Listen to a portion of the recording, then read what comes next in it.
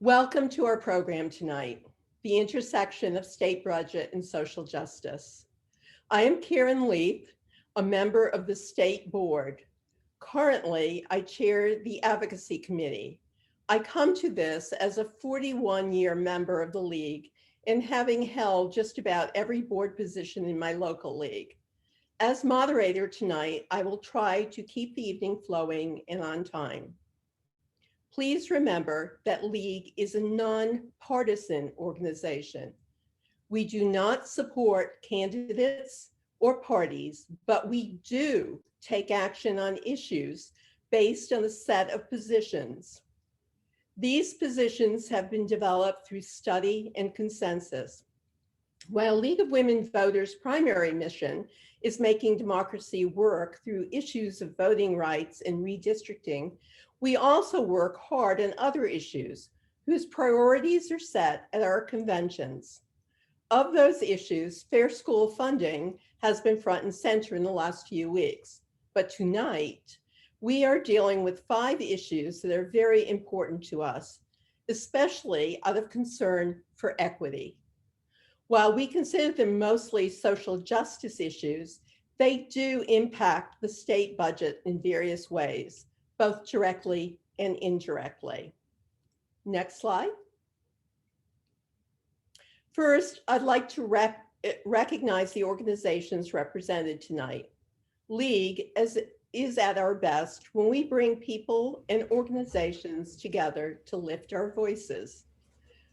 Tonight, we have representation from the Greater Ohio Policy Center, whose mission is the improvement of Ohio communities through smart growth strategies and research. We have representation from Moms Clean Air Force in Ohio, which works for the protection of children from pollution and climate change. Ohioans to Stop Executions, or OTSE, as it's referred to, has been working to end the death penalty. The Ohio Coalition Against Gun Violence works to prevent gun violence through education, advocacy, and public awareness. And of course, we have representation from the League's Lobby Corps, or what we call issue specialists, which work at the state level on education, awareness, and actively testifying in bills in the General Assembly. Next slide. Our agenda tonight: transportation, energy, death penalty, domestic violence, and gun safety. I will introduce each speaker at the beginning of each segment, but I'd like to at least recognize them all here. We have Jason Warner from the Greater Ohio Policy Center, Tracy Sabetta from Moms Clean Air Force, Hannah Cubbins from Ohioans to Stop Executions, Sarah Warner, who belongs to the League Board and is one of our issue specialists, Rosie Craig, another one of our wonderful issue specialists, and Toby Hoover, who is the founder of Ohio Coalition Against Gun Violence. Next topic. Our first topic is the transportation budget. House Bill 7, the transportation budget, was approved with bipartisan support in both the Ohio House of Representatives and the Ohio Senate, investing $8.3 billion over the biennial. The governor signed the bill into law on March 31st. Transportation is definitely an equity issue.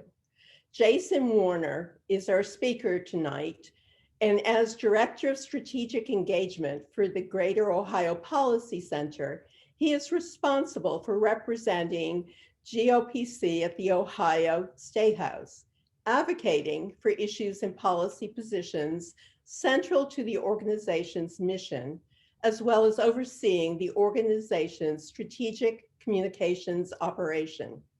A native of Wadsworth, Ohio, Jason brings nearly 20 years of experience working in and around Ohio state government, first as a legislative aide in the House of Representatives, and then as an advocate for 2 not-for-profit organizations. In that time, he has worked on a variety of policy matters, including agriculture, brownfields, community revitalization, economic development, education, housing, taxation, and transportation policy. He is a 2001 graduate of the University of Akron with a degree concentration in American political sciences. He holds a certificate in applied politics from the Ray C. Bliss Institute of Applied Politics. He has served on the board of directors of a Columbus area charter school since 2012 and as board president since 2018. And he does various activities in his free time. So with that, I'd like to turn this segment over to Jason.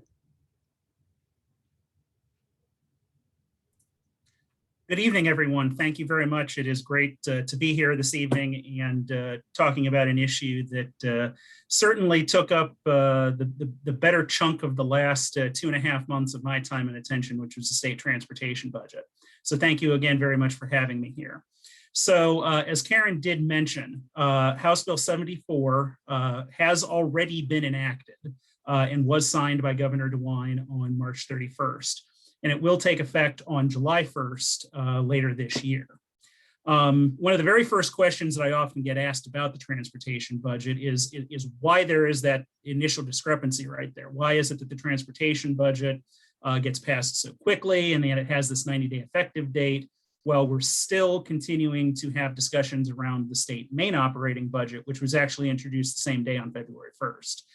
While the Ohio Constitution does allow for bills that levy taxes to take effect immediately upon enactment by the legislature with the approval of the governor, this does not apply to the transportation budget. So like any other bill that is enacted, it does require that 90-day effective period before that will take effect. The transportation budget does cover state spending for transportation programs for the next 2 years. So that will run when it begins on July 1st through June 30th of 2023. The total spending within the budget on highways is $5.64 billion over the next few years. However, total spending for public transportation, which is what I want to focus my remarks about this evening, is only $70 million. While this is the same level of funding for transit as 2 years ago, the funding, forgive me, this was a major improvement, however, over where spending was over the previous decade, which saw state transportation funding for public transit actually reduced to less than $5 million just a few years ago. So we have been able to make significant progress at the State House insofar as funding for public transportation is concerned. There are a few things that I do want to point out about that, however. So as I mentioned, just a couple of years ago, we were spending less than $5 million as a state on public transportation. Fiscal year 2018 spending on public transit was actually 84% less than it was way back in fiscal year 2000. And Governor DeWine's proposed budget, the one that he introduced back in February, actually initially proposed a 90% cut in public transportation versus what had just been approved by the legislature 2 years ago. So the fact that we were able to get the legislature to increase that funding back up to $70 million does indicate that there is progress, but there are a few things that I want to point out about that, because as always, whenever you're dealing with legislation, the devil is always in the details. The $70 million still only constitutes 7.78% of total spending on transit in the state of Ohio. $37 million of what had been approved will be coming from the general revenue fund. That is revenue that comes about from the income tax, the sales tax, any of those other taxes that we pay in the state, separate from the motor fuel tax, which can only be used for highway spending. The other $33 million is coming from what's referred to as federal highway flex funding. This is the federal highway funding that the state of Ohio receives that does not have that constitutional restriction on only being able to be spent for highway and surface transportation. The federal funding has a little bit more flexibility, hence the name. And so $33 million of that is going to be applied to public transportation in each of the next 2 years. 2 years ago, that $70 million was all general revenue funding. So that was actual state funding, which was being applied to public transportation, as opposed to only 37% that is being applied right now. Why does that matter? The GRF funding is actually more flexible. The federal flex funding, really because of the limits that are put in place by it, because of its nature as federal funding, it requires a local transportation agency to be able to provide matching funds in order to draw that down. So that really is only applicable to larger transit agencies, which have their own source of revenue, which they are then able to use as matching funds to draw down some of that federal funding. So a smaller transit agency that is reliant overtly from the state sources of funding or from fare box collections, they don't have, say, their own separate sales tax that they're able to draw funding from, is not able to access those federal dollars. So that's why Greater Ohio and other organizations had been urging the legislature to try to keep more of that revenue on the GRF side. We do think that the federal flex funding has its place. It certainly helps larger transit agencies, particularly address their capital needs, but it is not available to those smaller agencies that may need assistance either for capital or even for operational supports.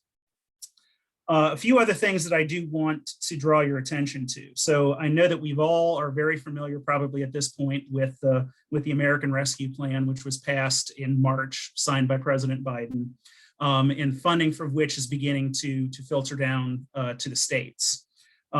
Included in that was significant funding for mass transit agencies across the state. Ohio's share of that constitutes $424 million.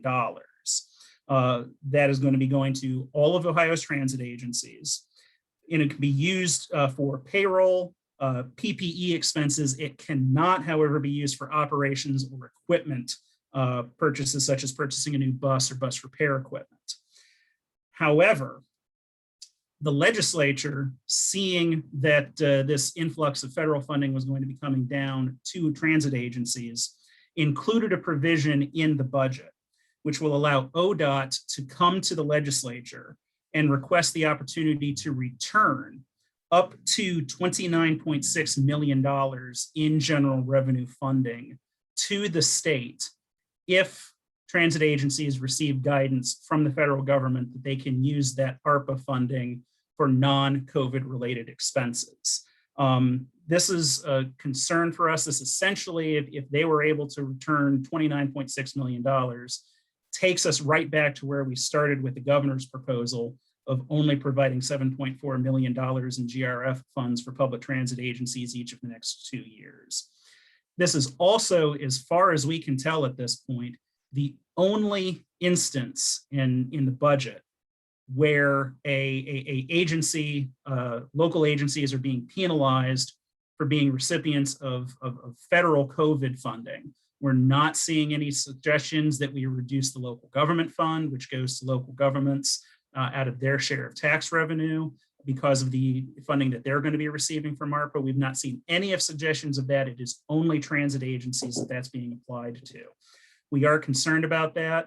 Our hope would be, and the reason that I bring this to your attention this evening is it'd be great if you could reach out to your lawmakers and urge them, although that this has been put into law, there is no requirement that ODOT do this. It is at the discretion of the ODOT director. We would like there to be encouragement that not take place, that funding remain in place for transit agencies to be able to use that funding going forward.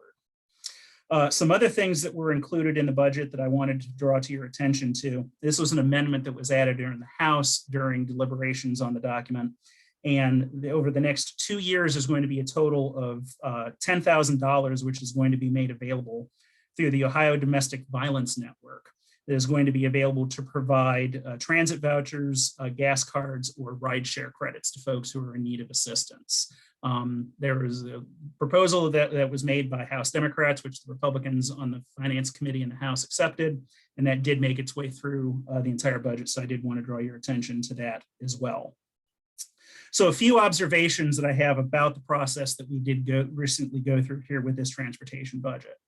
So the 2021 transportation budget process has demonstrated that legislators are taking more interest in supporting public transportation than they have in the past.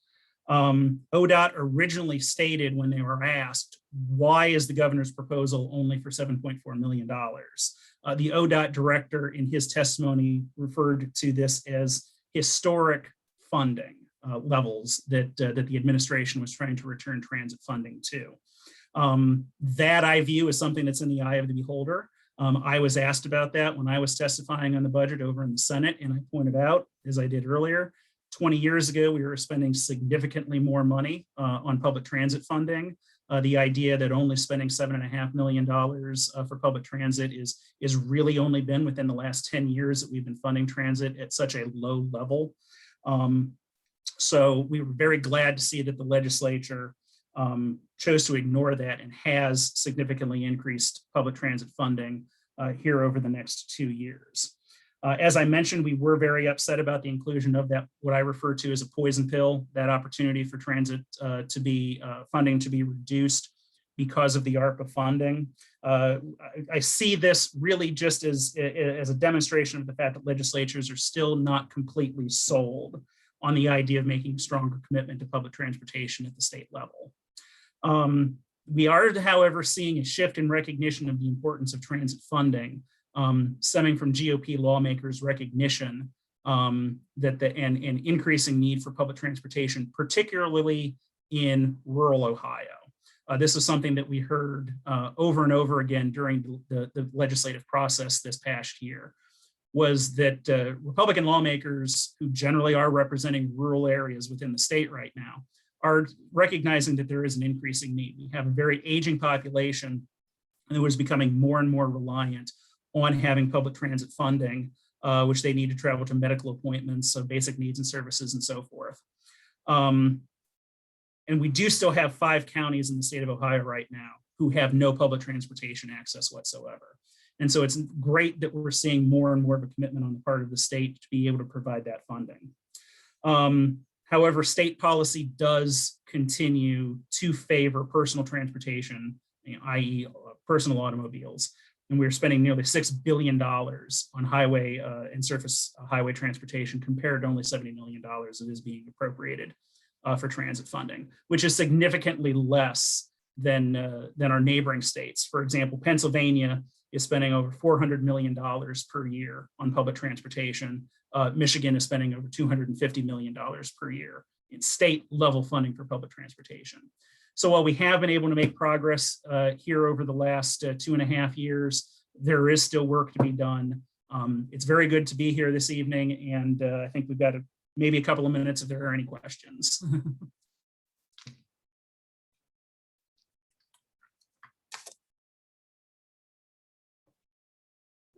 There we go. There's a few questions. One, let's talk about, the fact that we have areas that have absolutely no public transportation. And when I was originally on the website, there was something about that the number was even higher because in certain areas, it's only in terms of special transportation. There's no transit system. So the number is something more like 27 counties that basically don't.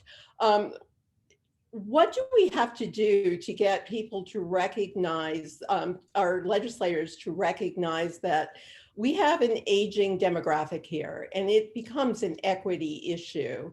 Also, the fact that I know here, I live in Summit County, and I know that people who work in the northwest part of the county actually have to travel down to Akron to get to businesses and employment in the northeast corner. When are we going to really think in terms of transit as an issue that allows people to be educated, to be employed, and to live in affordable housing? That's a very good question. And I think one of the very first places that it needs to start, as focused as I am here at the state level, in many ways, this is stuff that has to start at the local level first. And our local transit agencies have been taking great steps here in the last few years to make sure that they are trying to be more responsive to local needs. In many ways, that historic funding that we were able to get 2 years ago was able to help a lot of agencies to be able to do a better examination of the services that they are providing and make investments that are going to help to address those needs going forward. Doing things like trying to put together programs that would be able to run employment shuttles that would try to get people to parts of the area of their service area where there is a lack of or an increasing need to get workers to jobs. I'm not going to go ahead and go on my tirade about the need that we need to do a better job of making sure that we're planning better and putting businesses where the workers are as opposed to where it's more convenient. But what I will say is that I think it has to start at the local level. Transportation agencies have been doing a great job trying to do these self-examinations and do system redesigns where they say, okay, well, 30 years ago we had services that needed to go here and we've just kept the route going. Where are the needs now? It starts there, and then they're able to communicate those needs up to the state level. And then it takes everyone making sure that we're communicating to legislators. And like I said, they're slowly starting to get it, but we're going to have to do a better job of communicating it to them so that they do recognize that, the need is here now. It's not going to be here 10 years from now. Right. We have a question in regard to President Biden has put forth this incredible infrastructure plan with its budget. And the question has to do with what would be the effect of that proposed federal infrastructure bill if it is passed in terms of especially the transportation budget in regard to mass transit. How would it might affect the roads, the rebuilding? I know in my area, where I turn, there's a lot of rebuilding going on, et cetera. And could money be shifted? So the proposal that has been put forward and what's actually very exciting about the American Jobs Plan that has been proposed is that I believe it's about $1.9 trillion that constitutes that plan. And that actually would be on top of, not in replace of, on top of renewal of the federal highway legislation, which is actually 1 year actually passed when it should have been renewed. They passed a 1 year extension last fall. So simultaneously, we're talking about doing this American Jobs Plan, which would provide significant funding for infrastructure, as well as doing the highway funding bill, which would cover all surface transportation needs for the next 5 years. So that would be huge if we could get that additional investment. And I can't remember the specific number off the top of my head. I would encourage you to go to our Greater Ohio blog where we wrote about this a couple of weeks ago, where we break down what the individual categories are. But there would be significant funding that would be made available to transit agencies where they would be able to make some of these investments that they have had to put off, whether it be in modernizing their fleets. There's a big push that's a part of that to try to get more electric vehicles. And that's something I know that a lot of our transit agencies have been trying to do, is to shift away from fleets that are based on fossil fuels and move towards either compressed natural gas or all electric fleets. There would be funding available through that program for that. There might be some opportunity to shift some of that funding. I would not at all be surprised as it makes its way through Congress if there aren't efforts to try to put more money towards mass transit. But we'll have to kind of wait and see what the ultimate end result of that is. I'd like to. That's a good segue, because I want to ask one other question. I noticed in the transportation budget that there was $8 million for electric vehicle charging station grants. In the 80s and 90s, when League first got involved with transportation issues, it was on access and public transit and the environment. And this was an important piece. Say a little bit about this piece and how did it get put in there, and how will it move us forward in terms of a little concern about the environment? So there has indeed been some increasing recognition at the state level that people are shifting their attitudes, and we are seeing more and more electric or hybrid vehicles that are on the road. And the fact is, we're seriously lacking in the infrastructure for that right now. We will see some places here and there. Most of that has been put in place up to this point, though, has been done by the private sector. There's not been too much investment at the state level. And so there actually is there was a bill that was introduced in both the House and the Senate this year, bipartisan bills that would have provided this funding. They made their way into the transportation budget. And so we are increasingly seeing where the state recognizes that, whether they like it or not, this is the way that we're moving. It's also part of the reason why the legislature is taking a very serious look at the fact that we can no longer remain as reliant as we are on the gas tax to fund our surface highway funding needs going forward, because we're getting fewer and fewer of those vehicles that are going to be on the roadways. Detroit, the automakers are recognizing this, and they are shifting away from all fossil fuel powered vehicles and moving more into the hybrid, the all electric. And the state needs to move along with that. And so they're recognizing that, they're seeing what's coming down the road, and they're trying to be proactive with it by making these initial investments. And it's something I think will probably be in increasing need over the next several years. Thanks so much, Jason. I'm sorry we're out of time, and I know we didn't get to everyone's questions. We're going to put up our action alert slide, which is one for this time. The most important thing is that leagues learn more about this, and that so much of, as Jason said, so much of this is going to have to start at the local level, making sure people have a voice, finding out what's going on. So basically, we're going to challenge leagues to advocate for equity in terms of public transportation. Learn more about your area. Who covers it? What are they doing? Where are the routes? How can you be effective in terms of partnering, in terms of the needs? And then in regard to electric vehicles, find out, has your community started installing these? There's been grants already granted. You can find a list on the website in terms of everyone who is moving to put these charging stations in. Thank you. We really appreciate you being with us tonight, Jason. And for the sake of time, we are going to move on now to our next topic, which is energy. And tonight we have Tracy Sabetta. She's the founding partner of Initiative Consulting, a government affairs and public relations firm in Columbus. Sabetta has 25 years of experience working in government politics and communications in Ohio, with a focus on healthcare, environment, and energy policy. Tracy represents nonprofits such as the National Wildlife Federation, Moms Clear Air Force, which she's representing here tonight, Ohio's Citizen Action, before the legislature, and implements strategic communications tactics for her clients. She basically, prior to the consulting firm, served as the vice president of government relations for the American Cancer Society and was campaign co-chair and media spokesperson for the Smoke-Free Ohio ballot initiative. So Tracy comes to us with a lot of experience in this. And we're going to turn this over to Tracy to talk about House Bill 6 and other legislative messes. Tracy? Sure. Thank you, Karen. Thanks for having me tonight.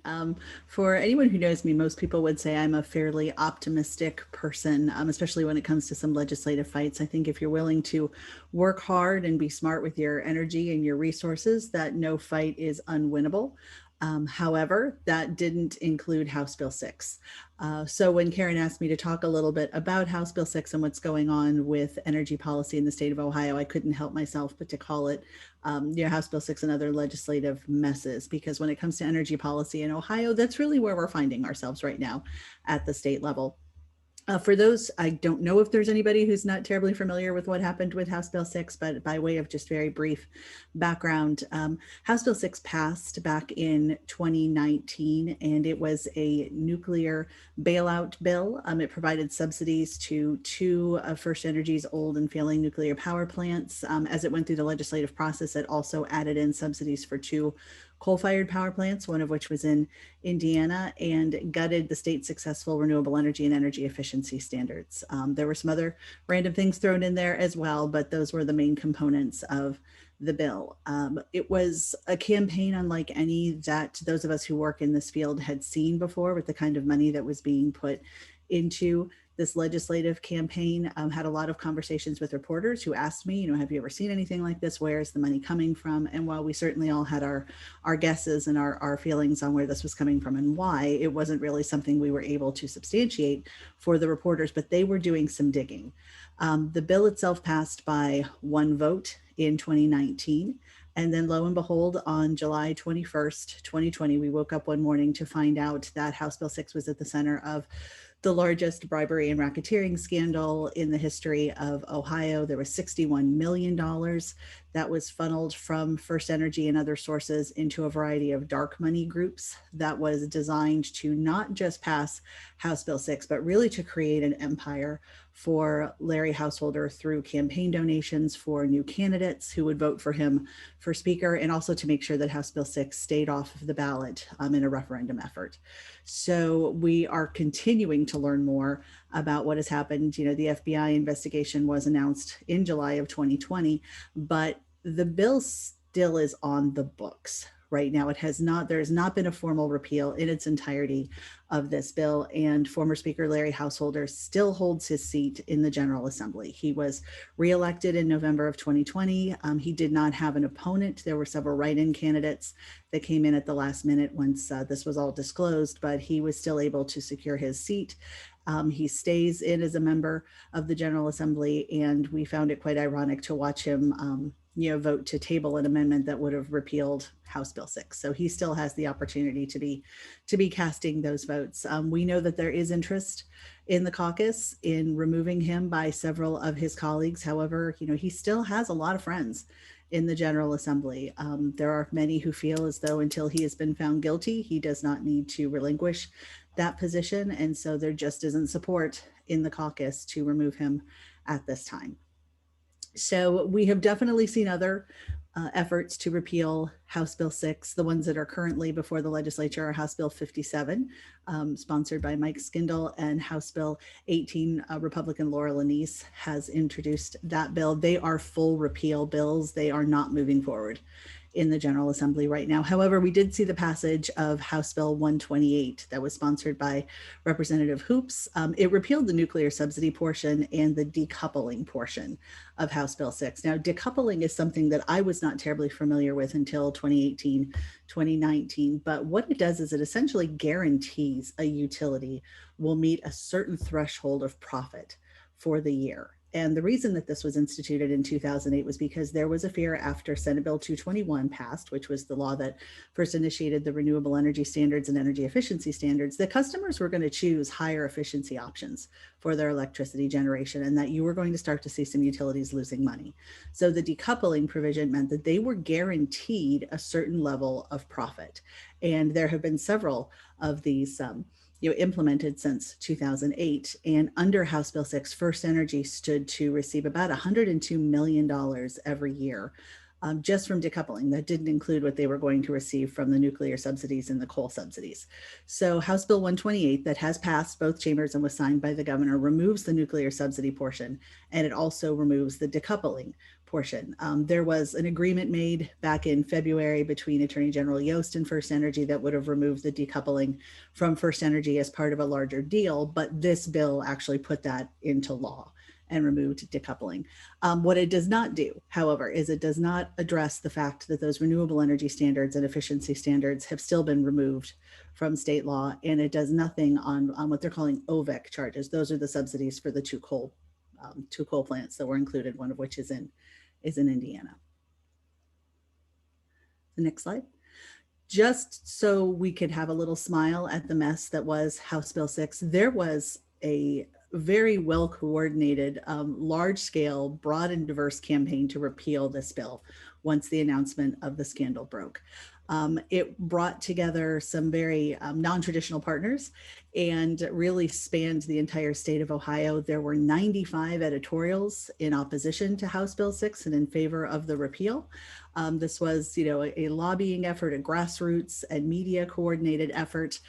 Just to give you that, one is the digital billboard that's downtown Columbus on the bottom there, right across from the State House, with a giant picture of Speaker Bob Cupp on it. In the upper left-hand corner is that was a mobile billboard that circled a fundraiser in downtown Columbus. They had decided not to come back to vote on House Bill 6 repeal, but they came back to Columbus for a fundraiser. So we were there at the fundraiser. And then the other one was a volunteer, had a 25-foot inflatable pig that they wanted to donate to our campaign. And we went with the No More Pork message on that one and took it to some very specifically targeted legislative districts. Next slide. And then just also to show a little bit of the grassroots campaign, we had Repeal House Bill 6 Now yard signs that were distributed across the state. Some of them are probably kind of small for you to see. The one on the bottom, however, is located on Householder Road in Perry. There is one in Glenford. We placed them next to Larry Householder campaign signs. They are next to First Energy Stadium in one of the shots. But also to show you, we're still talking about House Bill 6, even though it is highly unlikely that we will see any action from this legislature to fully repeal the bill. We are still talking about it from a social justice perspective, from an environmental perspective, and from an economic perspective. Next slide. But they're not done. The legislature, in its infinite wisdom, has decided that they can also suggest other bills that will throw up roadblocks to clean energy development in the state of Ohio. The one that I think probably poses the biggest threat to clean energy development and progress for our economic development in a clean energy economy is Senate Bill 52 and its companion House Bill 118.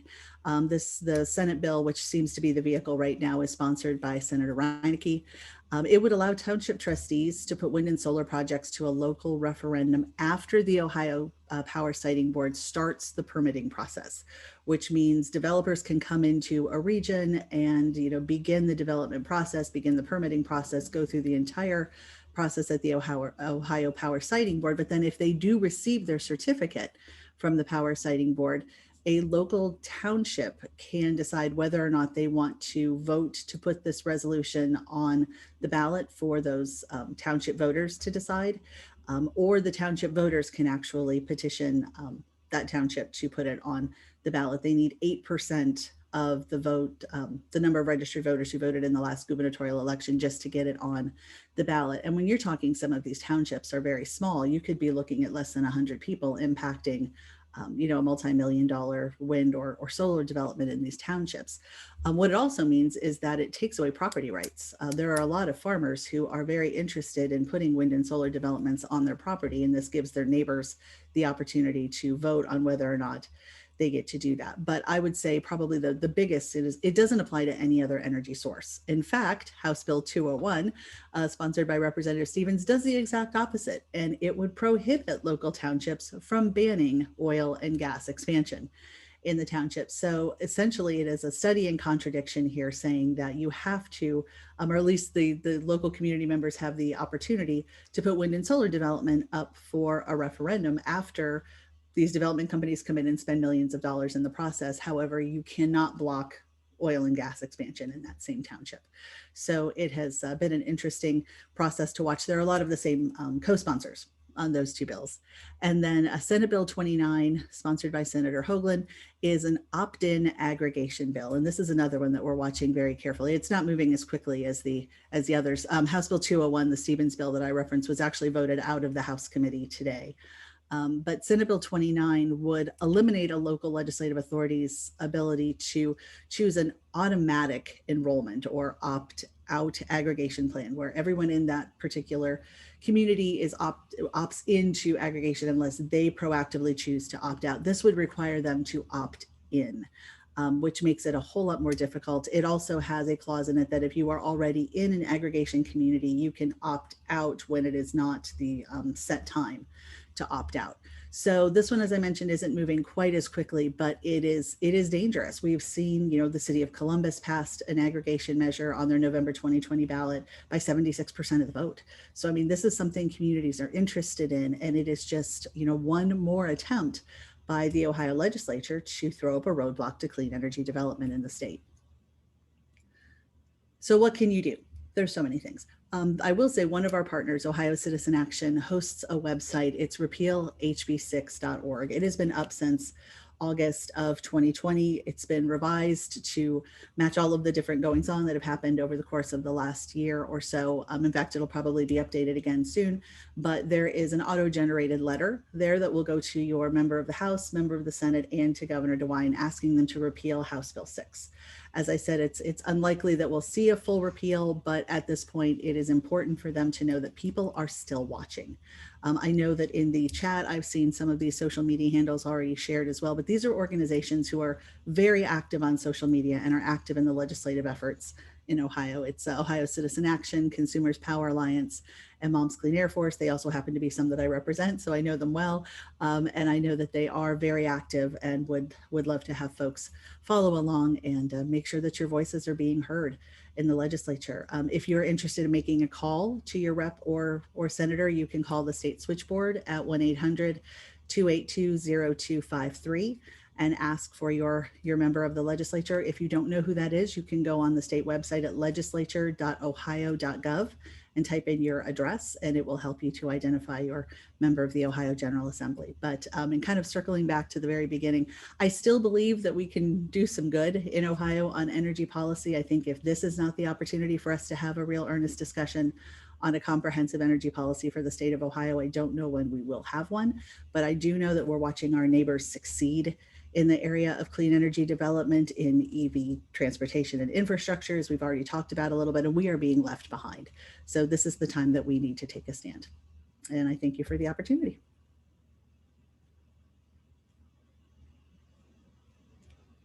Forgetting, I need to unmute myself. Thanks, Tracy. One question, what do you think is the most effective language we can use? I think with this particular General Assembly, the idea of losing out on the opportunity of clean energy development and the growth of the economy in Ohio, we've seen this legislature treat jobs very differently.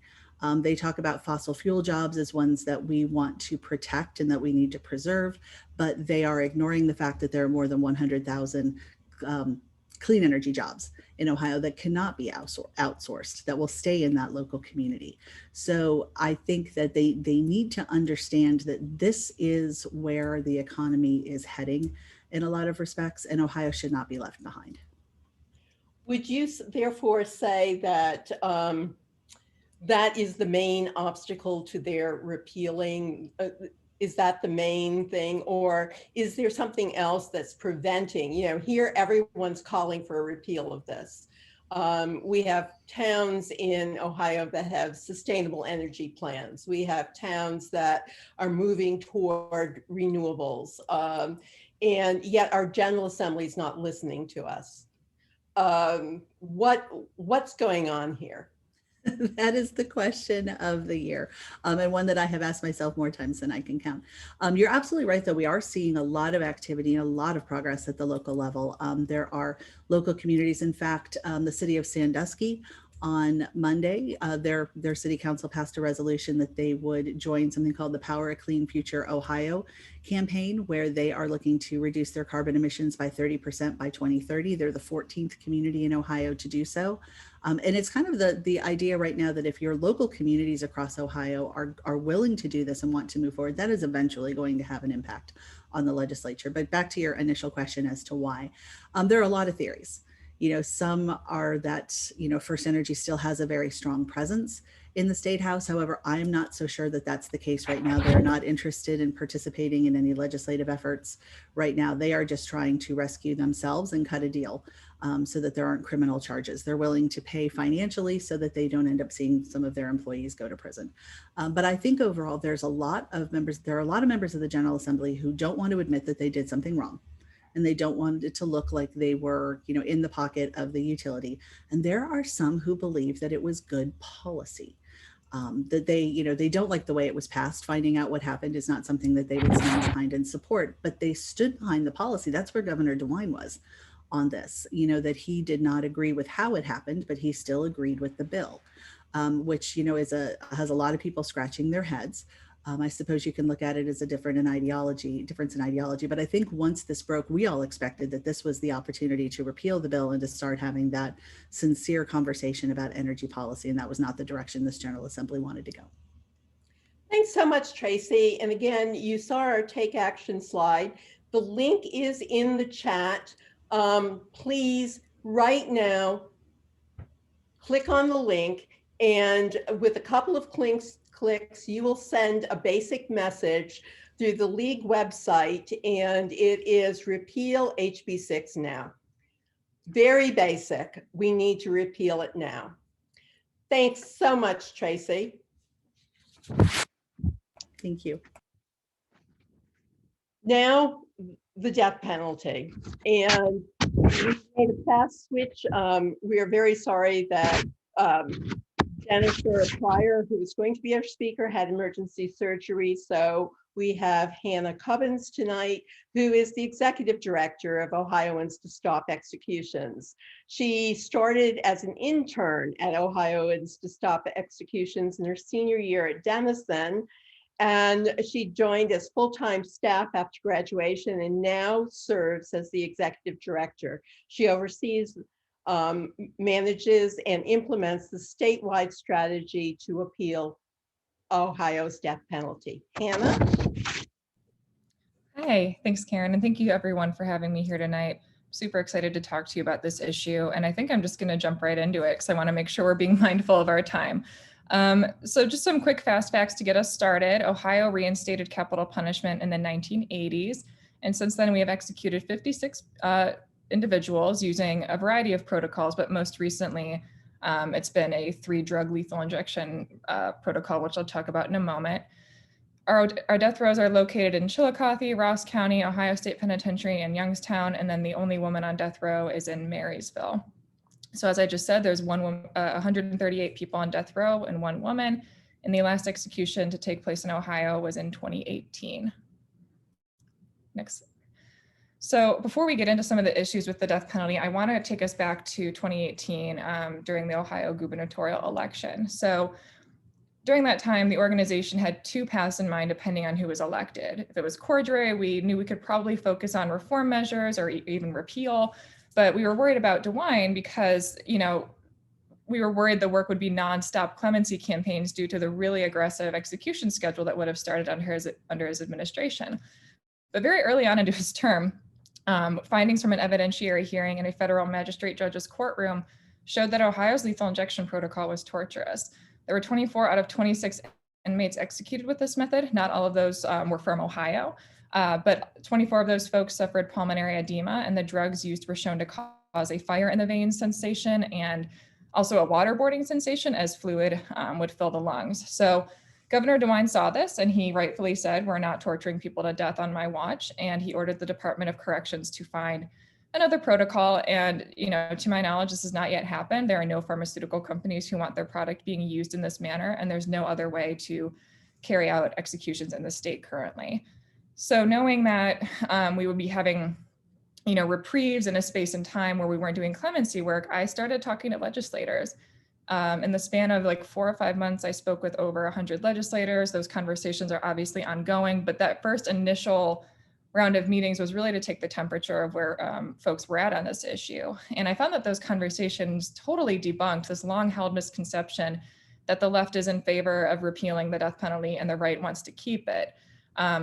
But the death penalty is a very weird unicorn of an issue. We're living in a very politically divisive state and nation, but both sides of the aisle and everyone in between are in agreement that the system is broken. It's costly, arbitrary, racist, and it wrongfully convicts people with alarming regularity. Next slide, please. So, actually, can you go back? I'm so sorry, I missed something. Forgot the most important part. So currently, there's a broader bipartisan coalition that is working to make sure these bills get over the finish line. And there's also a lot of bipartisanship in the legislature. We have 2 bipartisan sponsored bills that would do the same thing, abolish the death penalty. They're identical. One is in the Senate, Senate Bill 103, and the other is in the House, House Bill 183. And, you know, along with the changing of opinion in the legislature, we've also seen a big shift in public opinion on this issue. We conducted polling last fall and found that nearly 60% of Ohioans favor an alternative sentence with an aggravated murder charge as opposed to the death penalty. So that's pretty reflected. It's pretty consistent with national polling we're seeing as well. And we know so much more now than we did 40 years ago, and the public clearly does too. And we've seen that in the evidence of the polling. So next slide, please. Oh, sorry, my cat has some allergies, so you might have heard a sneezing attack happen. Anyway, so the first issue I want to talk about, there are many disparities with the death penalty, but the geographic one always strikes me, especially in Ohio, because the severity of the crime does not determine the sentence, so the determinants of who just receives a death sentence is the county where the crime is committed. The death penalty is very expensive, which I'll talk about in a moment. So only the counties that have that funding can carry out a capital case. The prosecutor has the sole discretion on whether or not to seek death. So they have a whole lot of power in the system. And then access to defense counsel. Pretty much everyone on death row has been represented by an overburdened and underpaid public defender. And oftentimes that can lead to inadequate counsel. And also the race of the victim. I'll get more into the specific numbers, but you are way more likely to get a death sentence if you kill a white person versus a person of color. The biggest culprits of carrying out the death penalty in the state of Ohio are mainly Cuyahoga and Franklin. Cuyahoga and Hamilton, excuse me. Franklin and Summit County were up there for a little bit, but have petered off in the last few years. Next slide, please. So this was a map from 2019, so it's a little dated, but not much has changed. And I always find it interesting to look at this because we live in a big country, and the death penalty is most concentrated in the southern states, which also have some of the highest crime rates. And I'll get into that a little bit as well, because the death penalty is not a deterrent, as some would believe. Next slide, please. So I talked a little bit about the cost and how only certain counties can afford it. And that's because the death penalty is the most expensive part of our criminal justice system on a per offender basis. A lot of folks think a life without parole sentence is much more costly, but totally not the case here. And a lot of people also hold the opinion that shortening the appeals process would help lessen the cost, but 70% of the cost of the death penalty is within the trial alone. So, knowing that, we're not getting a lot of return on investment for the millions that taxpayers are paying to carry out this system. We have over 2,000 unsolved homicides in Ohio, a measly 51% homicide clearance rate, and 9 out of 10 cases in Ohio end up in something lesser than death. So the death penalty is not allowing law enforcement to solve crimes more efficiently or effectively. It's not helping them deter crime. And most of the time, the sentence results in something lesser than death. So it's all this money up front that we're burning that could be better allocated to help crime survivors, murder victim family members, programs that actually do deter violence. Next slide, please. We also have a huge innocence problem. I mentioned at the beginning that we wrongfully convict people with alarming regularity in this country. Just this year, the Death Penalty Info Center released a report called the Innocence Epidemic and discovered 11 additional death row exonerees, bringing our total up to 185 exonerees across the country. 11 of those call Ohio home. They spent a combined amount of time of 216 years on death row for crimes they did not commit, with a 21-year average sentence. So knowing that we've executed 56 people in Ohio, that means for every 5 executions carried out, there's been 1 person who's been found innocent. And those are just the ones we know about. There are a number of posthumous exonerations, and the one that always sticks with me is of a 14-year-old boy, George Stinney, who was tried, convicted, sentenced to death, and then decades later, evidence came about and it was discovered that he didn't commit the crime. So these are just the ones we know about, and even one wrongful conviction should be enough to turn people away from this issue. Next slide, please. So I talked a little bit about disparity as it pertains to geography, but discrimination and capital punishment was explicitly written in many states' laws during slavery. Black people, whether slaves or not, faced the death penalty for crimes that were not even eligible for death if they were committed by a white person. And then in the post-Civil War era, lynching peaked in the decades after the Civil War, becoming a form of extrajudicial executions carried out largely against Black folks. As lynchings declined in the first part of the 20th century, executions became more common, which in effect replaced lynching as a tool of racial violence against African Americans. So from 1910 to 1950, 75% of those executed were Black, even though they only made up 25% of the population in the South. 75 death sentences involve a white victim, even though 50% of homicide victims are people of color. And in 1972, the Supreme Court did outlaw the death penalty on the basis of the 8th Amendment, but not so much the cruel part, but more so the unusual application of this sentence. However, in 1987, they heard another case and ruled that, racial bias studies alone weren't enough to prove that there was discrimination in the system. So that really made most race-based litigation moot. Next slide, please. More recently, in 2020, Hamilton County did a study and found that a Black defendant with at least one white victim faced odds of receiving a death sentence that were over 5 times higher than all other cases. And while people of color make up less than 15% of Ohio's population, they make up 56% of Ohio's death row, 33% of those executed, and 72% of those exonerated. Next slide, please.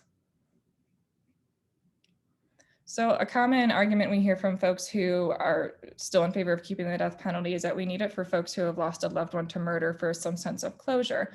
However, murder victim family members are not monolithic on this issue. We have 5 folks on our board who have lost a loved one tragically to homicide, and are doing the work of organizing folks like that across the state to, one, create a network of support, and also to mobilize them to then talk to their legislators and show that this is not what helps us heal. This is a long, lengthy process that re-traumatizes us constantly, ultimately most often without an execution ever coming to fruition. And so Journey of Hope is another great organization I wanted to just shout out really quickly. It's entirely made up of folks who have lost a loved one to murder or have lost a loved one to execution. And in the before times, pre-COVID, they came to Ohio, I think in 2018, and did a statewide tour. So we're hoping to have them back someday. Next slide, please. So really quickly, in terms of what's coming up, we do have those 2 bills right now. The Senate bill has already had its sponsor testimony hearing, and we're anticipating having proponent testimony before the legislature goes on break in the Senate. The House, it's a little bit of a different situation. There are a lot more members over there. And so we're still kind of working our way through that chamber and have a tentative calendar outlined, but it'll probably fall a little bit behind the Senate bill. So the ultimate goal is to have the death penalty repealed by the end of 2022. And we're cautiously optimistic that that is the case, given the support in the legislature and the grassroots and the electorate, and just seeing the national trends as well. Karen, I don't know if you wanted to do the take action or get involved part, or if you wanted me to talk about it. Oh, you're muted. Sorry. Let's put up the take action slide, because, and now you can go ahead and talk about it. That basically if people will click on this, a message will be sent both to your senator and your representative in terms of supporting these repeal bills. So Hannah, why don't you talk about other ways of getting involved? Yeah, there are a lot of ways to get involved. So unfortunately, as Karen mentioned, our director of organizing and community outreach wasn't able to be with us tonight, but she has done an incredible job in setting up an organizing structure across the state. And the best way to get involved in any capacity, whether you want to do media training or host a virtual event or go to a lobby day, there's so much you can do. But the first step is signing up for a mailing list and then signing up to be a volunteer. And you can also email Jennifer@otsi.org if you want to just talk to her directly about getting involved, and she'll be able to steer you in the right direction. But clicking that link and having your voice heard by your legislators is also super important, because this is a really heavy issue, and the folks who are with us need as much positive encouragement as possible, and need to hear from their constituents. I'd also like to remind everyone that League of Women Voters Ohio has signed on with OTSI, And that allows you also to put your local leagues on as organizations supporting repeal of this bill through OTSI. We've always let OTSI take quite a bit of leadership, and we do submit testimony to make sure that as League of Women Voters, our voice is heard too. We encourage people to take action through multiple organizations on these. Thanks so much, Hannah. The main question was, how is the death penalty racist? And you really covered that, and I really appreciate that, because that has been an incredible point in this state in terms of the death penalty. So thank you very much. I really appreciate your filling in tonight. Yeah, thanks for having me. Appreciate it. Moving on, Sarah Warner is a passionate advocate for voting rights and the rights of survivors of human trafficking, domestic violence, and sexual assault. Her recent work includes leading the legislation and policy branch of the Southwest Ohio Anti-Human Trafficking Coalition, End Slavery, Cincinnati, voting registration, education, and outreach as a board member of the League of Women Voters of Cincinnati, and election protection and election policy work for the League Ohio. Basically, she is a member of the Junior Leagues of Ohio. She's lobby corps for Ohio League. This is her passion. She is currently a law student, basically in order to make more of an impact in this area of human trafficking, domestic violence, and intimate partner abuse. So I'm going to turn this over to Sarah Warner. Thanks, Karen. And thank you everyone for giving up your Wednesday evening to be here and learn about this. We really appreciate advocates like you in our community. So I'm going to be covering domestic violence in the COVID-19 pandemic, some of the bills at the State House that currently relate to domestic violence, and ways you can get involved. Next slide, please. So intimate partner violence is defined as physical, emotional, psychological, or economic abuse, or stalking or sexual harm by a current or former partner or spouse, according to the CDC. This is an important definition to keep in mind as we go through this, because a lot of our Ohio legislators do not share their understanding of this definition. So we know that 16% of homicides are perpetrated by a partner. To put that in a larger perspective, 8 out of 10 sexual assaults are also committed by somebody that the victim already knows. 25% of women and 10% of men experience some form of intimate partner violence during their lifetime. And 1 out of 6 women and 1 out of 10 men experience sexual assault during their lifetime. I also want to point out that 21% of transgender, gender nonconforming, or gender queer individuals that are students also experience sexual assault, which is significantly higher than non-queer students. Next slide. So the effect of the COVID-19 pandemic has been incredible on domestic violence worldwide and here at home. So we've got lots of different numbers that are going to be going on in these slides. I encourage you to click some of the links at the end of this presentation. There are so many studies coming out right now. They're coming out every day from the UN, from multiple countries, from the CDC, from Department of Health and Human Services, and our own government, and things like that. But things to check out here are that we have seen a dramatic increase in domestic violence cases across the entire world. Just a couple of numbers up here on the slide for you, just a sampling of various countries. Next slide. In the US, our situation is particularly troubling as we see increases in states and cities that have had some issues lately with their first responders and peace officers. And we attribute some of that to a lack of trust now in the reporting system. We know that the types of wounds that we're seeing coming into hospitals when people are able to come into hospitals that relate to domestic abuse have exceeded the totals for both 2018 and 2019, and it continues to go up.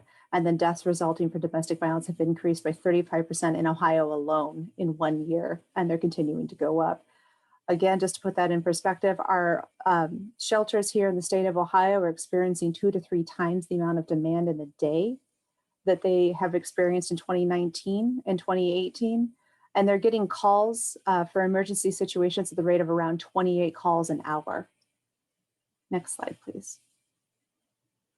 So just in a year, 109 people in Ohio alone died from domestic violence incidents. That's a 35% jump from the previous year. Now, these are reported incidents and incidents that we are definitely sure were domestic violence. So this actually doesn't account for a large part of the data. I also wanted to point out, because we're going to be talking about Aisha's Law a little bit later, 70% of those cases involved firearms or had a shooting involved. So why has this happened? We know that the risk factors for domestic violence and sexual assault have been increased greatly. One of our content specialists for human trafficking, we've seen a similar increase in that issue as well. So it's decreased access to our third-party reporters, our medical personnel, school personnel, our work colleagues. It's decreased access to shelters as shelters have to batten down the hatches. They're not able to keep as much staff. They're not open to stay open as much. Access to treatment, whether it's for addiction services or other medical services, mental health services as well, both for the abuser and for the abused. And then for lack of access to our faith communities, our social support networks, our friends and family, and things like that, as well as a decreased trust in, again, police officers and first responders. So the things that lend to this situation are also the increased stress at home. So that can be as individuals lose their jobs or they're facing financial insecurity, that increases a lot of stress in the home that can come out in toxic ways. Individuals are sheltering at home with their abusers and they're unable to get access to the ways that they used to have to be able to get away from them or escape. Household stress on new time and family needs, as children need to be home to be educated and children need additional daycare, and maybe one or both spouses has to stay home to take care of that in addition to all the other things going on. So all these things can contribute, and again, there's still more. I'm going to again point to the lack of access to medical mental health services. Next slide, please. I also want to point out that these issues are exacerbated by multiple factors in communities of color and the LGBTQIA+ communities. I have a quote up here from an article in Time. Individuals that are marginalized by our systems, by our infrastructure, by our society, and by our community suffer so much more than those in power. And in this particular case, we're talking about the white community. While of course there's a domestic violence issue within the white community as well, disenfranchised and marginalized communities have it so much worse from every direction, including socioeconomic struggles to infrastructural reporting issues. Next slide. So let's talk a little bit about legislation in the state of Ohio right now. Only 2 of these bills have actually made it through one chamber. That's House Bill 110, which increases state support for domestic violence programs. The Ohio Domestic Violence Network has actually asked for a $5 million increase. Last year, they asked for a $1 million increase. That money would go towards everything from staffing these shelters to better outreach and creating more wraparound care services. So a lot of times in our domestic violence coalition works with survivors or victims to create a wraparound care situation from a trauma-centered approach where individuals are able to get access to legal services, mental services, health services, childcare, daycare, things to get their paperwork and other protection orders and to manifest it through that criminal justice system. So they create a ton of care, which requires a ton of funding. Aisha's Law, which I assume many of you have heard of at this point, has not quite made it through. It's been in the legislature for the last, the 133rd GA. We're in the 134th now. So Aisha's Law has just now made it to its first committee. Aisha's Law expands domestic violence reform in a lot of wonderful ways. They increase the definition of a family and household member for who would be covered under domestic violence legislation. It also increases what is considered domestic violence. Specifically, it adds choking or breathing restrictions to the definition of domestic violence because in the state of Ohio, choking is not included right now under that definition. It increases the ability for protection orders and who gets to get covered under protection orders and civil orders. It also increases training for peace officers and first responders in domestic violence, again, for trauma-informed care and trauma-centered care. Senate Bill 90 is similar to Aisha's Law in that it takes out just the one part to focus on, which is making strangulation a felony and adding strangulation to a definition of a domestic violence. HB 93, if any of you are familiar with the Safe at Home voting program, that's what this is in regard to. Safe at Home voting program is a wonderful program in the state of Ohio that allows survivors of domestic violence that wish to vote without having their public information posted on the internet. They're able to do that through this program. So HB 93 requires the Secretary of State to process those applications in 10 days or less and adds a bunch of other protections for those survivors. House Bill 266 increases the statute of limitation for rape and child abuse in the state of Ohio. I think it was 12 years. This increases it all the way up to age 55 and then adds additional protections in based on the age of the victim. House Concurrent Resolution 14, this refers to a concurrent resolution, which is both of our houses in our government basically making a statement to Governor DeWine. In this particular case, the state of emergency on childhood trauma is again asking for more childhood trauma-centered services, better care and education in schools, more mental health support, and again, better training of the individuals that respond to these issues. House Bill 256, this is a really interesting bill. It also has only made it to one committee. And this allows individuals that are victims of certain crimes to terminate their rental agreements if they need to move out or get away from the perpetrator or change their address without suffering consequences in their lease. It allows them to apply to a certain program that allows them to get reimbursed for that. House Bill 254 provides for domestic violence fatality review boards, which is pretty self-explanatory. We have a lot of review boards that are popping up now in response to the Black Lives Matter movement and domestic violence and COVID-19. So this would be another fatality review board because we are seeing an increase in fatalities here in Ohio. One other one I wanted to add on there was House Bill 121, which eliminates the spousal rape loophole, which still exists in Ohio. In the state of Ohio, if one spouse sexually assaults another, there's a surprising loophole that allows that to happen and blocks testimony.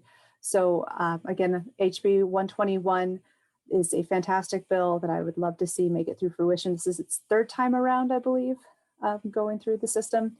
Again, it's only in its first hearing. So the only two of these bills that have made it through one chamber are House Bill 110 and House Bill 93. The rest of these bills have only been assigned to committee or have only had one hearing. So if you're thinking of things that you would like to do to act on this issue, call the chairs of these committees. It's easy to find out which committee these are in. Most of these are in the Criminal Justice Committee. Some of them are in the Finance Committee. Some of them are in the Families, Agency, and Human Services Committees.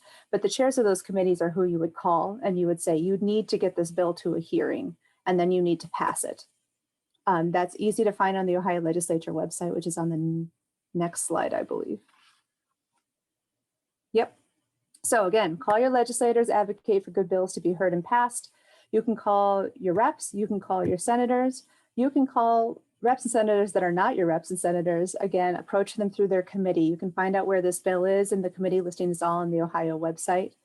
You can get involved with the LWVO lobby court, volunteer on the lobby team for these bills if they matter to you, the Ohio Sexual Violence Alliance, and the Ohio Domestic Violence Network and Coalition also has a lobby team as well. You can donate to the shelters. Most of these shelters are funded through federal government grants and public donations, so they don't actually get a ton of money from the state. Also, on a personal note, please believe survivors when they report to you. Educate yourselves on ways that you can help them.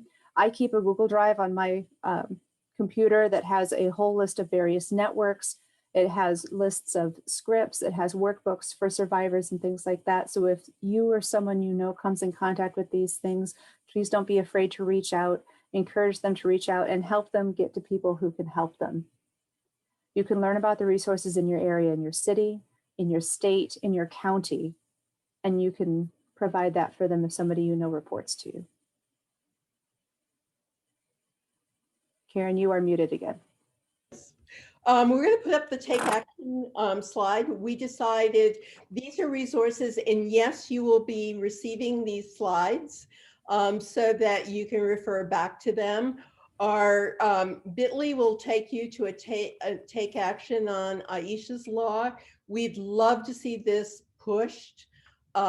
It's named for someone who was killed in an incident out of Shaker Heights. And it's very meaningful to a lot of league members that we really push this law. We are running slightly behind, so we are going to move on to gun safety and have a dialogue with Rosie Craig and Toby Hoover. Rosie has been our state league's gun control specialist since 2003. And throughout this time, she has relied on the Ohio Coalition Against Gun Violence, which her advocacy partner founded, Toby Hoover. Together, Rosie and Toby have worked on public policy in favor of gun violence prevention and have opposed the pro-gun legislative agenda. Their challenge has been to understand legislation and strategy on actions and develop messaging. Over the last 18 years, the pro-gun agenda has dramatically liberalized Ohio gun laws. Pro-gun bills continue to be deceptive, convoluted, and in defiance of common sense. So pro-gun legislation continues to push the boundaries of constitutionality. Implicit racial bias with leanings toward insurrection is never more apparent. And because of gerrymandering, pro-gun legislators pass bills simply because they can. So let's have a conversation with Rosie and Toby. We're going to start with the question, if we can get Rosie and Toby on the screen. We can start with the question of a general context, which is really, really important in terms of understanding what's happened before we talk about some specific bills.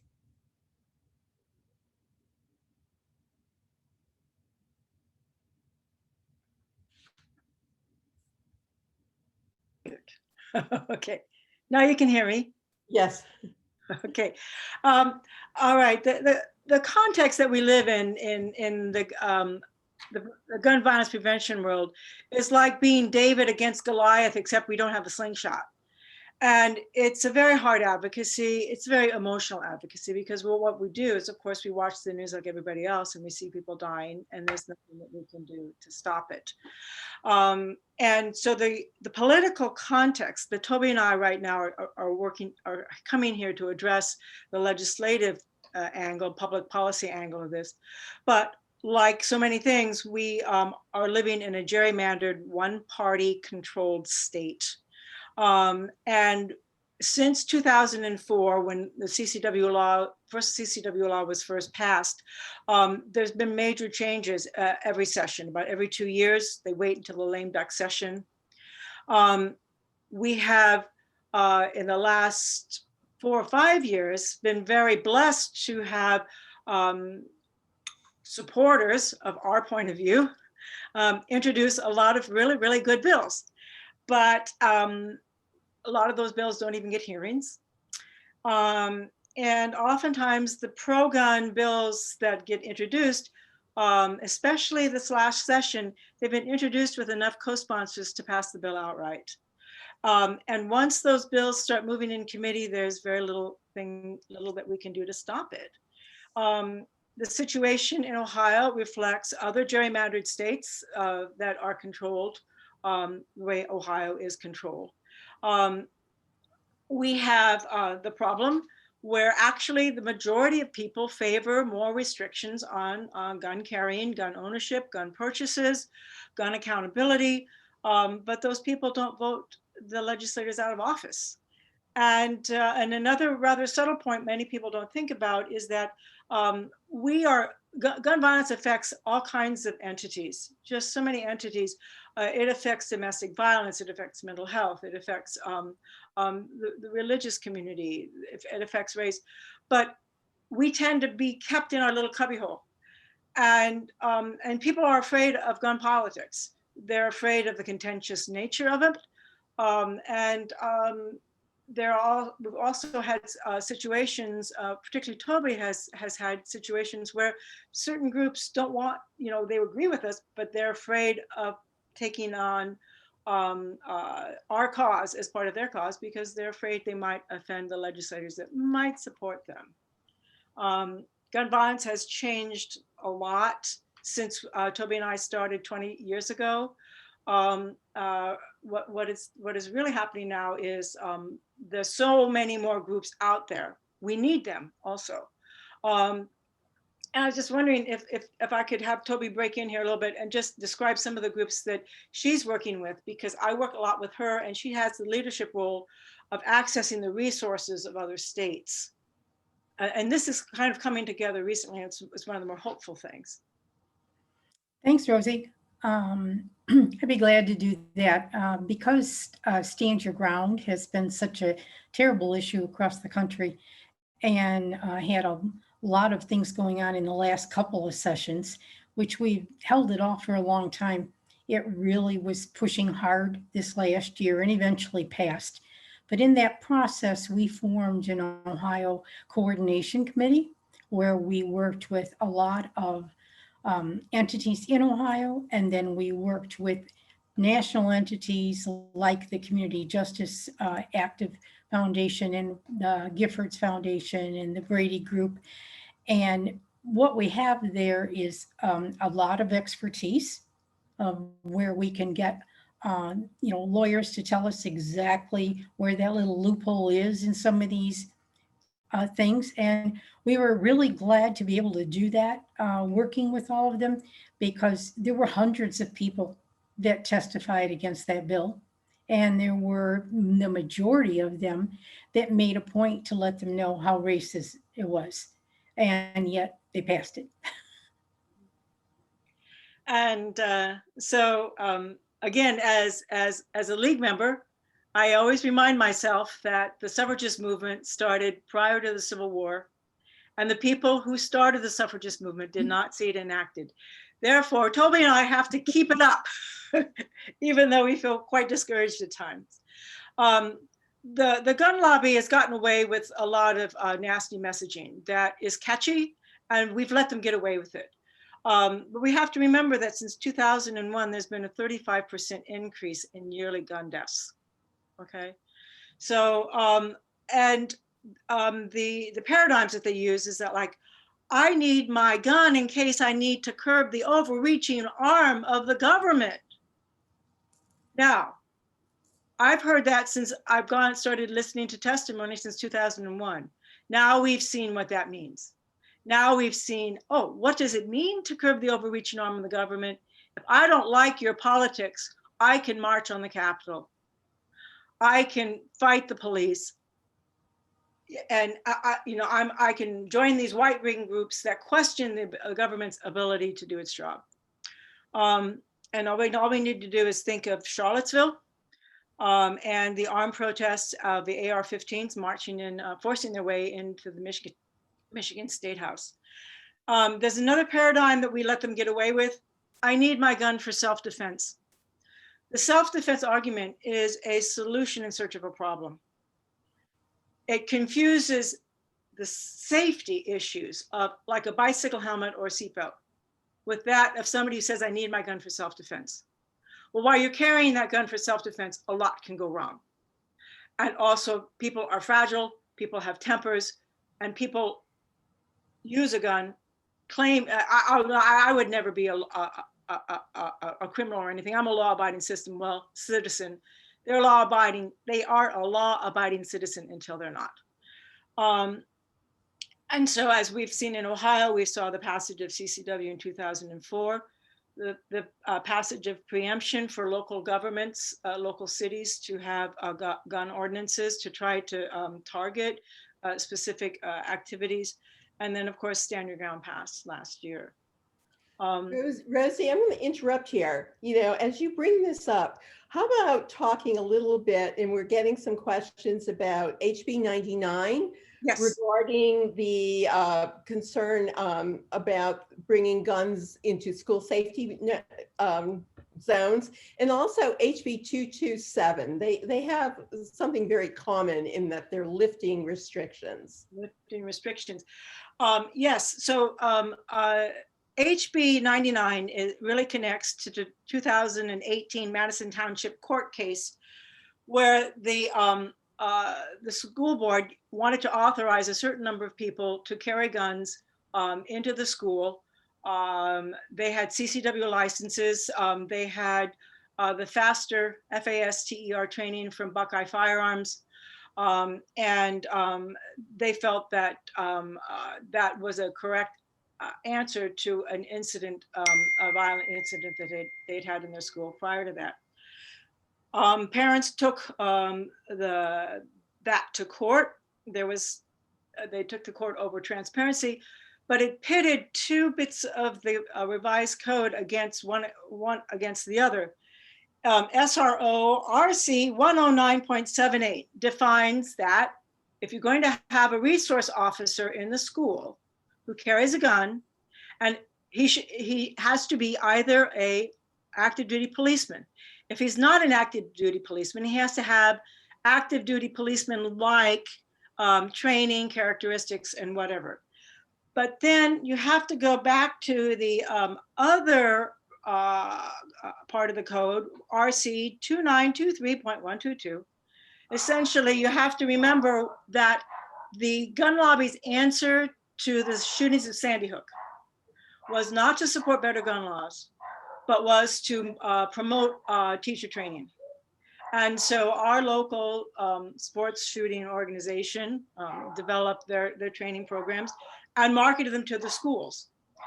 And in this particular case, we're talking about a difference of a person who is just minimally trained, maybe around 36 hours worth of training, no ongoing training, no definition of who would be their supervisor, and not the other parts of training that a school resource officer would have. It's like when not to shoot, okay? And so those court cases made it to the have made it to the Supreme Court in Ohio, and that is being considered. And that issue is not whether or not you have a gun in the school, but whether or not school boards can authorize people with minimal training to take their guns into the school. And the League of Women Voters, started from Hudson, did an excellent job on their arming school study personnel. And where we are at, though, is that we feel that the legislature has House Bill 99, and that as soon as they find out what the court case comes up with, whether or not they actually have to have the equivalency of hundreds of hours of police training, or whether they can carry a gun in school for after 36 hours of training, that will be that the legislature will then move that bill. And how they do it and how they say it and how they modify it, we have to wait and see. For the sake of time, I'm going to allow Toby to weigh in on this and talk about this in the context of HB 62. Toby? Yes, well, Rosie's doing a great job. I really don't need it. You guys are lucky to have her. So, she's so thorough. Yeah, this school thing is, unfortunately, Ohioans believe that the argument is over whether they can carry into a school. And if the school board says, okay, they can, our biggest concern is the fact that it's done in secret. Parents don't know, grandparents don't know.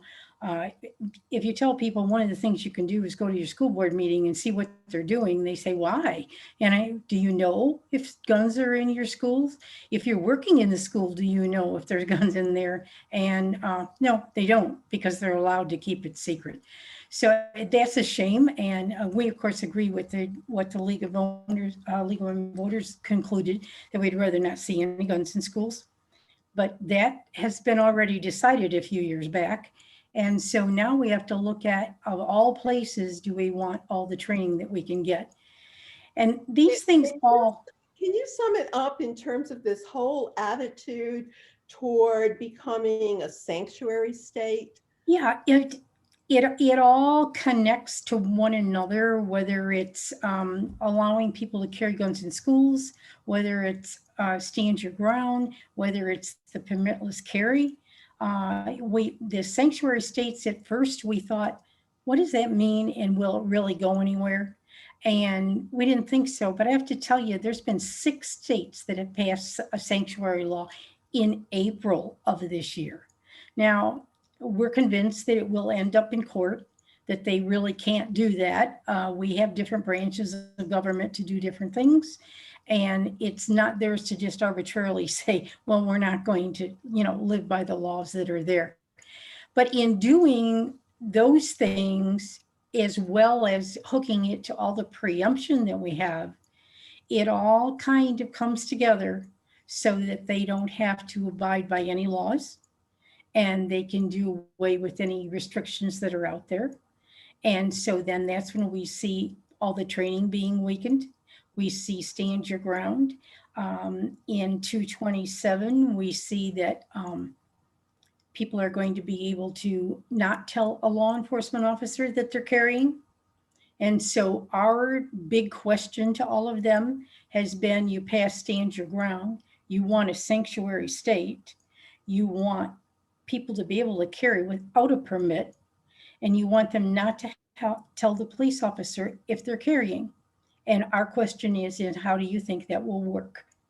It will not equally work with a Black man and a white man. And so it is pretty scary for us to see that they can preempt local laws, and now they're actually, sanctuary cities are preempting US law. So it gets going around in a circle so that they don't have to abide. With that, we're going to put up the action slide. We're sorry, we're about 2 minutes over time, but we just need you to be patient with us for 2 more minutes. We really need you to weigh in on these 2 bills that are basically lessening restrictions. HB 227, in terms of not having to tell anyone you've got a concealed weapon on you. And the HB 99 is the one about getting down to only a concealed carry permit to be allowed to carry a gun into a school building if the school board so authorizes. These are horrific bills in terms of safety. They do not make anyone safer. So please click on the link, send the message. Right now, it's extremely important that you do. We'd like to, while you're doing that, we'd like to thank all our speakers. We just have just a couple of other really quick slides for everyone. First of all, you can find all our Take Action on our League Ohio advocacy page, along with helps, resources, training materials, how to write a letter to an editor, how to, if you'd like to join Lobby Corps, click on that and we'll get you going. If you want to join our lobby listserv and participate in the updating phone calls, click on that link and register. We are spending an awful lot of time beefing up this website so we make it easier for you to take action, to follow us. On our Lobby Corps page, you'll also find a legislative tracker. All the bills that we are tracking are listed, and we really thank Nazik for the wonderful work she does in keeping that updated. Next slide. As always, if you're not already a member, please join us. It's amazing when people come together, how powerful we can be, how we can lift our voice and make a difference. And we do make a difference. And again, thank you. I wanted to keep this on time. I'm sorry we're a little over time, but I really thank you for your patience. I thank you for our incredibly knowledgeable speakers. As you heard, they have a wealth of information, and they were so gracious in sharing that with us tonight. Thank you very much.